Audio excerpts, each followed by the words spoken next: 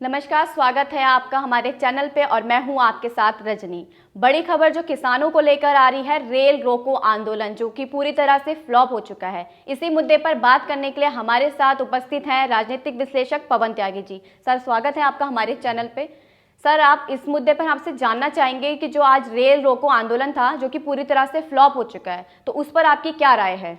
देखिए, जो आज का किसान आंदोलन फ्लॉप हुआ है उसका एक ही कारण समझ में आ रहा है और वो पूरा देश देख रहा है कि ये जो फर्जी किसान हैं, जो किसान आंदोलन के नाम पर अराजकता फैलाने के मूड में दिल्ली को घेर कर बैठे थे, इनके साथ जनता नहीं है। जब इन्होंने चक्का जाम की घोषणा करी थी तब भी इनको कोई जन समर्थन नहीं मिला था। छुटपुट केवल हरियाणा और पंजाब को यदि छोड़ दें तो बाकी देश में कहीं का भी किसान इनके साथ खड़ा नहीं हुआ। और वो जो दो राज्य हैं उनका भी अब खुलासा हो चुका है टूल किट के बाद कि ये पूरा का पूरा आंदोलन खालिस्तानी मूवमेंट है। कुछ लोग जो चीन में बैठे हैं, पाकिस्तान में देश के दुश्मन हैं, उन्हीं के एजेंट कुछ भारत में बैठे हैं, कुछ कनाडा में बैठे हैं, कुछ यूएस में बैठे हैं और वो सब लोग मिलकर, इंटरनेशनल और नेशनल गद्दार मिलकर के इस देश का जो नुकसान चाहते हैं, वो लोग दोबारा से इस देश में आतंकवाद, अराजकता फैलाना चाहते हैं। वो लोग इस किसानों के नाम पर आंदोलन को खड़ा कर रहे हैं।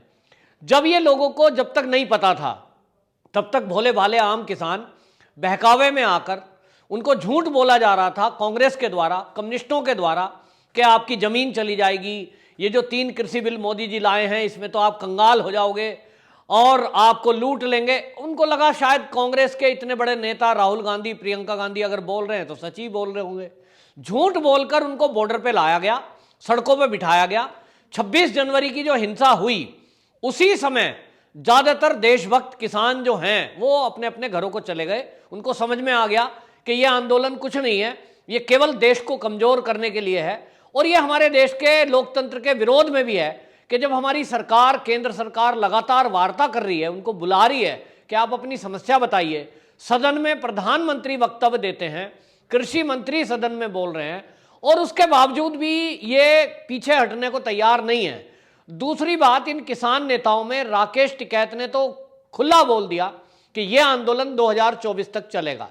यानी इनका मकसद है राजनीति करना, किसानों के मुद्दे पर देश में जगह जगह सरकार को बदनाम करना, दंगे कराना और अराजकता फैलाना। और उसके बाद 2024 का जब चुनाव आएगा तो वो कांग्रेस के लिए, कम्युनिस्टों के लिए जमीन तैयार कर रहे हैं। इसका खुलासा खुद किसान नेताओं ने ही कर दिया।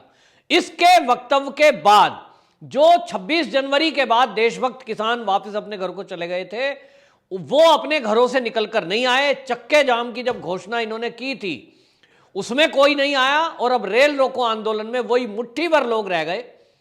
उनको चाहते तो पुलिस बल लाठी के बल पर नहीं, वैसे उठा उठा कर उनको ले जाते, लेकिन सरकार का, केंद्र सरकार का राज्यों को निर्देश है कि इसमें बल प्रयोग ना किया जाए, क्योंकि बहुत सारे किसान ऐसे अभी भी हैं जो भोले भाले हैं या जिनको समझ ठीक नहीं है। अभी भी इनके साथ कुछ लोग लगे हुए हैं, निर्दोष को कोई चोट ना लग जाए और इसलिए इस आंदोलन के ऊपर भी बल प्रयोग नहीं किया गया। लेकिन आप देखिए कि ये स्टेशनों पर इकट्ठे थे, कहीं 50, कहीं 100, बस इससे ज़्यादा और कोई संख्या नहीं थी। और ये जो संख्या है 150 की संख्या, ये भी ज़्यादातर हरियाणा में ही थे, पंजाब में पहले से ही रेल रुकी हुई हैं और इसलिए इसका कोई असर पूरे भारत में नहीं पड़ा। दूसरी तरफ इस रेल रोको से पूरे देश में एक मैसेज गया है कि ये जो किसान के नाम पर आंदोलन चला रहे हैं लोग, इनका कोई मकसद नहीं है, ये देश की पब्लिक को परेशान कर रहे हैं। दिल्ली से गुजरने वाले लाखों लोग रोज परेशान हो रहे हैं, सड़कें बंद हैं। ड्यूटी आने वाले लोग जो दिल्ली में आते हैं वो रोज 2-2, 3-3 घंटे जाम में फंसते हैं। आम पब्लिक परेशान है। ब्याह शादी का इस टाइम चल रहा है, कोई अपने शादियों में, त्योहारों में नहीं जा सक रहा है, उनको लंबा जाम में जूझना पड़ रहा है। लेकिन इन किसान के नाम पर जो आंदोलन चला रहे हैं, इनको किसी की प्रॉब्लम से कोई लेना देना नहीं है। हमने खुद बात की, ऐसे कुछ रिश्तेदार थे जो ट्रेन में सफ़र कर रहे थे और 1-2 स्टेशन पर इन्होंने उत्तर प्रदेश में भी ट्रेन को रोका है। वो लोग कह रहे थे देखिए हमने इनका क्या बिगाड़ा है और ये झूठा आंदोलन चला रहे हैं। जब मोदी जी तक ने कह दिया कि किसानों का कोई नुकसान नहीं है और ये उसका नुकसान बता नहीं पा रहे, खाली अपनी एक जिद पे अड़े हुए हैं, नहीं जी हमें तो आंदोलन करना है। तो ये अपनी राजनीति कर रहे हैं और उसके कारण ये आम जनता को परेशान कर रहे हैं। इनका एक ही मकसद है किसान नेताओं का कि किसी तरह ये जो पुलिस बल है ये हम पे गोली चलाए, लाठी चलाए, ताकि हम सरकार को बदनाम करें। और इनकी हर साजिश को विफल करने के लिए हमारे सुरक्षा बल, हमारी केंद्रीय जांच एजेंसियां वो काम कर रही हैं और धैर्य से काम कर रही हैं, और इसलिए ये फ्लॉप हो गए और ये एक्सपोज भी हो गए। इन नेताओं का खुलासा भी हो गया कि ये नकली आंदोलन है। और अब तो जो टूल किट का खुलासा हुआ है उसमें साफ साफ आम आदमी पार्टी के जो जैकब है उसका खुलासा हुआ है, जिसने लाल किले पर तिरंगा फहराया था, तिरंगे का अपमान किया था और खालिस्तानी झंडा फहराया था, उसका भी अब आम आदमी पार्टी से जुड़ाव समझ में आ रहा है, सामने आ रहा है। और पूरा आंदोलन जो लोग ये पकड़े गए हैं इन्होंने बताया है कि ये तो कांग्रेस चला रही है। तो एक तरह से कांग्रेस के नेताओं का वीडियो भी सामने आया है। हरियाणा से एक वीडियो आया था, वो महिला उनके नेता है और जो बोल रही थी कि कांग्रेस तो खत्म हो गई थी, अब तो हम जो है दोबारा से किसानों के बेस पर अपनी राजनीति को आगे बढ़ाएंगे। तो ये मकसद साफ समझ में आ रहा है और इसलिए ये बात समझ में आ गई कि किसान खाली एक टूल की तरह यूज किया जा रहा है और इसीलिए उसको टूल किट नाम दिया। तो ये आंदोलन फ्लॉप है। इससे जनता, एक मैसेज जनता की तरफ से गया है कि कोई भी इनके साथ नहीं है और ये पब्लिक को जितना परेशान करेंगे पब्लिक का गुस्सा इनके प्रति बढ़ेगा। पब्लिक चाह रही है कि ये आंदोलनकर्ता जो हैं इनको जेल में डाला जाए क्योंकि ये देश विरोधी गतिविधियों में लगे हुए हैं।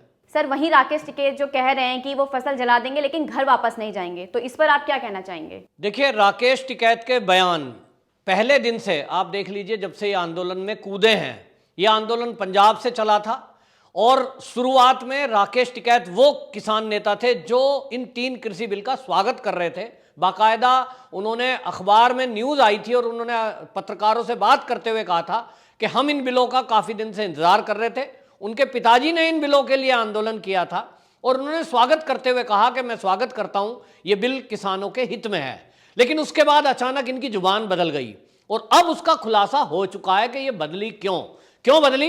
क्योंकि जो विदेशों में बैठे हुए खालिस्तानी मूवमेंट को दोबारा चलाने वाले धालीवाल जैसे लोग हैं, पन्नू जैसे लोग हैं, वो ये चाह रहे थे कि कुछ नेता उनके साथ ऐसे भी मिल जाएं जो उत्तर प्रदेश से हों, क्योंकि उत्तर प्रदेश का किसान इनके साथ नहीं मिल रहा था।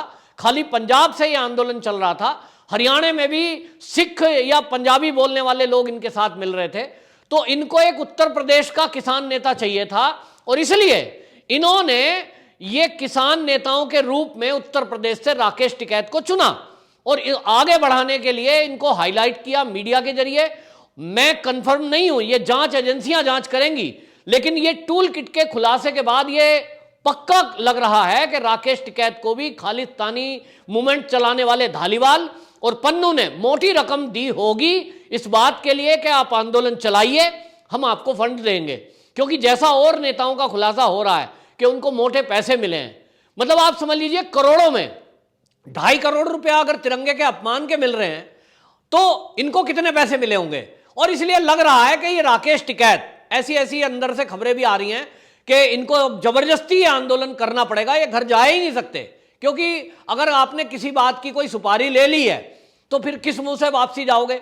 और इसलिए किसी ने अगर पूछा कि अब फसल पकने वाली है तो फसल पकेगी तो फिर क्या करोगे, तो इन्होंने कह दिया फसल को जला देंगे लेकिन घर नहीं जाएंगे। तो राकेश टिकैत का तो अभी भी मैं बता दूं कि वो जितनी देर 2 महीने से यहां बैठे हुए हैं गाजीपुर बॉर्डर पर, उनके घर में नौकर चाकर, ट्रैक्टर ट्रॉली, इतने लोग उनकी सेवा में लगे रहते हैं। बड़े काश्तकार हैं, 300 से अधिक बीघा इनके पास जमीन है, ट्रैक्टर हैं कई, शोरूम है कई, पेट्रोल पंप में पैसा लगा हुआ है। तो ये तो इतने पैसे वाले हैं कि ये पूरे साल भी अगर अपने घर वापसी ना जाएं तो इनकी खेती इनके नौकर चाकर करते रहेंगे। लेकिन जो गरीब किसान है, जो आम किसान है, वो क्या करेगा? वो अपनी फसल जला देगा तो खाएगा क्या? ये बड़े लोग हैं, इनको हो सकता है इनको खालिस्तानी मूवमेंट वाले लोग करोड़ों रुपए दे रहे होंगे।